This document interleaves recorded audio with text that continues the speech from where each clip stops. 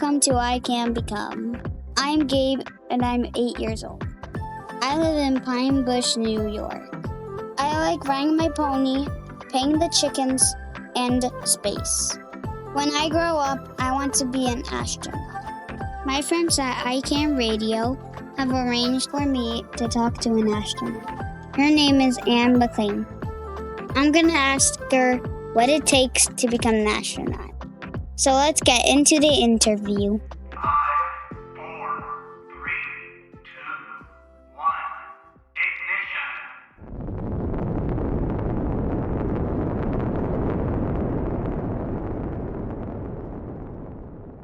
Thank you so much for coming on to I Can Become. Well, thank you for having me, Gabe. Can you tell us a little bit about yourself?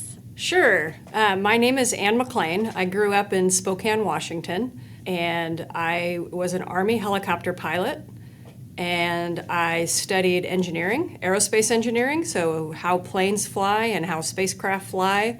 And then after about 10 years of flying helicopters in the Army, I knew that my dream and my passion was to become an astronaut, and so I applied, and in 2013, I became a NASA astronaut. So we spent a couple of years training, and 5 years after I was selected in 2018, I flew to space on the International Space Station, and I spent 6 months in space and did 2 spacewalks. That's so cool. 2 spacewalks. Gabe, do you want to do a spacewalk maybe one day? Yeah. Yeah? What do you think would be the best part of it? I didn't know there was zero gravity, but I would do a flying cartwheel. I tell you what, my gymnastics got a lot better when I was in space. I can't do them so well on the ground, but in space I could do cartwheels and flips and cannonballs. You can play with your food. We highly encourage playing with your food when you're in space. Is it true that water forms a ball in space? That's very true. You know how it looks when you blow bubbles on Earth? You know, and you blow through the little plastic thing and the bubbles get formed? Yeah. So that's all because of something called surface tension. So there's a word that we can learn today. So surface tension is like on the top of a fluid. It's something that kind of holds all the fluid together. And so what happens when you go into outer space and you have a water bottle, like if I had this water bottle, and I let water come out of the water bottle, it forms like bubbles do on Earth, and that's because of surface tension. And so you can actually make little water bubbles to float around, but then you want to drink them pretty quickly out of the air, because if they float over and they get onto a computer, it's like if you spill water on a computer on Earth. The computer doesn't like that very much. So we have to be careful, but we still play with water bubbles. So had you been to the moon before? I have not been to the moon before. Did you know that only 12 humans have ever landed on the moon? Whoa. But the good news is that we're going to go back. So if the moon is somewhere that you would like to go, or anybody else listening wants to go, we're going to be going back to the moon this decade. And so within a few years, we have the Artemis program starting.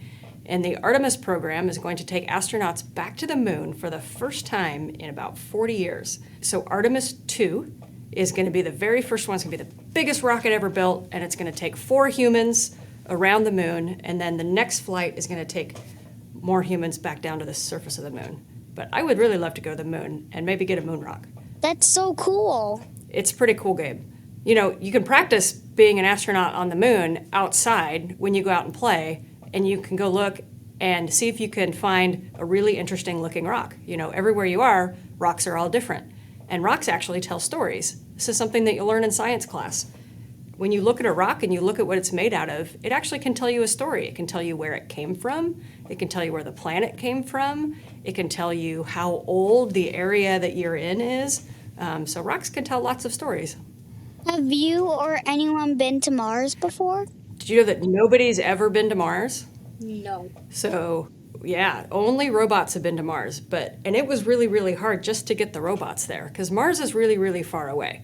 So if I went and got in a spaceship, if you went and got in a spaceship, and we flew to outer space together, we could be at the moon in a couple of days.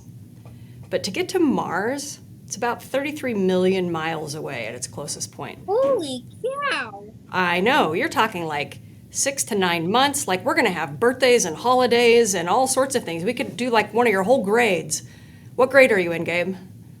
Second. You're in second. So you could do your entire third grade year in the spaceship just waiting to get to Mars. That's how long it would take. So nobody's been to Mars yet because there's lots of problems that we have to solve first, which is why it's so important that when you go to school, you learn how to solve those problems. So your teachers are going to give you guys problems to solve, and then they're going to teach you different ways and tools and equations to solve those problems. And that's exactly what we need you to learn so that you can come help us get to Mars. What's your favorite thing about being in space? Oh my gosh, there's so much fun about being in space. I really loved going on a spacewalk. So that's putting on the big bulky spacesuit and going outside of the space station and getting to do like a construction job. I loved being able to work with people from different countries. So my crew was from all over the world. We had people from Russia and from Canada and from all over the United States. And so it was really fun to get to work on a team in an environment where we were solving really big problems and getting to do lots of science. I liked that no 2 days were alike. So every day we woke up, we did something different. And we did hundreds and hundreds and hundreds of science experiments. And then we did a lot of maintenance on the International Space Station. So if you think about where you live, and you've probably seen people working on it before, right? So maybe somebody's fixing a hole on the roof, maybe somebody's coming and fixing some of the plumbing or some of the electricity. So we can't just call a plumber, we can't call an electrician. So we have to learn how to be plumbers and electricians and be able to fix everything ourselves. So there was pretty much everything I loved about space. Playing with my food was probably the most fun. What's the hardest thing about being in space? So one of the hardest things about being in space was not having family and friends close. So I got to take a couple of my friends, but I have a lot of other friends I had to leave on Earth. And all of my family was on Earth too. And I was there, I was on the space station during Christmas time and some other holidays like Valentine's Day and Easter and my mom's birthday. And so I missed all of those. And so it can be challenging sometimes when you can't come back and see the people you love. But it really makes you appreciate the time you get to spend with them when you get back. What are some skills that I should learn to become an astronaut? Well, so first of all, I want to tell you that if you want to be an astronaut when you're older, then you can do it. I want you to always remember that. Don't let anybody ever tell you that you can't do it. I was actually younger than you are when I told my mom I wanted to be an astronaut. And she said, okay, well, you're going to have to work really hard to get there. But nobody told me that I couldn't do it. And I think that's really important. And it's really important for all of our teachers and our parents to be really encouraging because somebody's going to be an astronaut and somebody's going to be the president of the United States and somebody's going to be lawyers and doctors, in your class. And so, first of all, I want you to believe in yourself no matter what. And then I want you to pay attention to what you really love doing. So you probably, when you go to school, some of the activities that your teacher does with you, there's some of them that you like more than the other ones, right? Like you get really excited maybe for the reading class, or maybe you get really excited when you get to learn how to write, or you get excited maybe for recess, right? And then there's things that you don't like as much. I want you to really pay attention to those things that you love, because those are kind of your passions, and those can be the building blocks of what you do as you get older. So to become an astronaut, we look for people that do a lot of math or science or geology, studying rocks. Did you know that I told you about rocks. If you like rocks, did you know that you can build an entire career just studying rocks?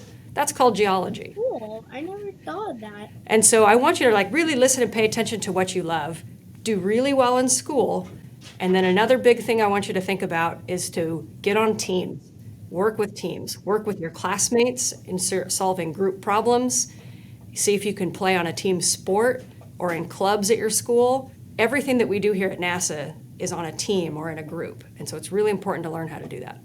I love doing science because there's one is where we made like a cornmeal mountain which was flat on the top, and we wanted to see what would happen if rain went onto it, and it made a form and all of the cornmeal melted. Wow, that's really cool. I really like science too, and I like science experiments. My mom was a science teacher, and she used to do things like that. Those are really fun. Do you know what science is? Science is just answering questions. And so somebody built a mountain one time and said, I wonder what would happen if I did this. And then they tried it out. That's called an experiment. And then you get a result. And so that's all science is. So when we go to space, it's the same type of thing as that experiment you just did. We think, what questions could we answer that we could only answer in space. And then we go there and we get to do lots and lots of experiments to answer lots and lots of questions. I do like tornadoes too, because there's one that's like underwater, and it can suck up anything, even like a bunch of Legos. Oh my gosh, you gotta keep your Legos close then. Did you know that from outer space, so you can see storms, you can see tornadoes, you can see hurricanes, and you look at them from the top, and they look so big. Whoa. Because they take all the clouds, just like you were saying, the little tornado takes up all the Legos. Well, a tornado outside, it actually sucks up all the clouds. And so all the clouds, they look like when your bathwater goes through the drain and it kind of twirls and then goes down the drain. It's exactly what it looks like from the top. It looks like a little bit of a drain, but it takes all those clouds and pulls it right into that tornado. It's very interesting to see. If you weren't an astronaut, what would you be? So before I became an astronaut, I used to fly helicopters in the Army. And I think if I was not an astronaut right now, I would still be flying helicopters. And I think like maybe I would fly helicopters for a hospital, like a medevac helicopter, or maybe some type of search and rescue or something. But I really, really love flying. So I think I would have to be flying something. So what was it like flying a helicopter? So I really love flying helicopters because an airplane, when you fly in an airplane always has to be moving forward, right? It's like a car that you can never stop in. You always have to be moving forward. But in a helicopter, you can move in every direction. You can stop and hover. You can fly really low. You can land anywhere. So I feel like when I fly a helicopter, it's more like putting a jetpack on my back, and I feel like I'm flying, and this is just kind of helping me go wherever I want to go. But you get to see a lot of things up close. You can land out on the grass, and it's just really fun flying helicopter. Is that similar to flying a spaceship? So a spaceship, it depends where it is. So it's different. You know, a spaceship leaves from Earth, and first it has to get to space. So it sits on top of a rocket. So it's almost like when you fling a rubber band, right? That rubber band, you pull it back and you just fling it, and it just goes really fast in one direction. That's what a rocket does. So a spaceship sitting on the rocket, when it's really close to Earth, you can't really stop. You got to keep going so you can get to outer space. But when the spaceship gets into outer space, it doesn't just sit there. It actually goes around the world over and over again. So when I was on the space station, we used to fly around the world at 17,000 miles an hour. And that's what's called an orbit. And it's because Earth has gravity, right? If you held out a toy and you drop it, where is it going to go? It's going to hit the floor, right? Well, that gravity affects us up in space also. And so we're constantly going around the world in an orbit. And so we can't stop like a helicopter stops, but we can make really small little changes into how we're flying and what orbit we are. And that's actually how we can get two spacecraft to meet up and link to each other so that we can get from one into the other. That is just so cool. What is your best advice for me? My best advice for you would be to never, ever, ever give up. So many people choose to not be astronauts because they think that it's not practical, and they think it's so hard to become an astronaut, I'm just going to go do something different. What I want to tell you, Gabe, is that to never, ever give up. Keep opening the doors. Keep pursuing it. Don't let anybody tell you can't do it, and just keep moving forward, even when it seems really, really hard. Like, let's say that you take a science class and you're in high school and you don't do very well. It's really, really challenging. You just don't get it. I want you to just keep working at it. Go see the teacher and get extra help, because if it's something that you love, I just want you to keep doing it. So I think what I learned from the other astronauts is that everybody became astronauts because they followed what they loved, not just what they were good at. I want you to think about that for a minute. Even if you're not really good at it, if you love it, you can still do it and you can still become an astronaut. But I want you to never, ever, ever give up. I just want to say thank you for being on ICAN Become. Thank you for joining us at NASA, and I hope to see your application pretty soon for astronaut. Oh, you will. Wow, that was so awesome. I got to interview a real NASA astronaut. Thank you for listening to I Can Become with me, Gabe. What do you want to be when you grow up?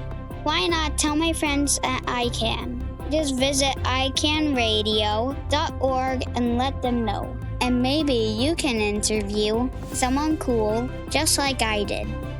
I want to thank my guest, Astronaut Anne McClain, for coming onto the show. Because of you, I now know I can become an astronaut. Next week on I Can Become, Angelica finds out what it takes to become a vet. Hop on over to icanradio.org to learn more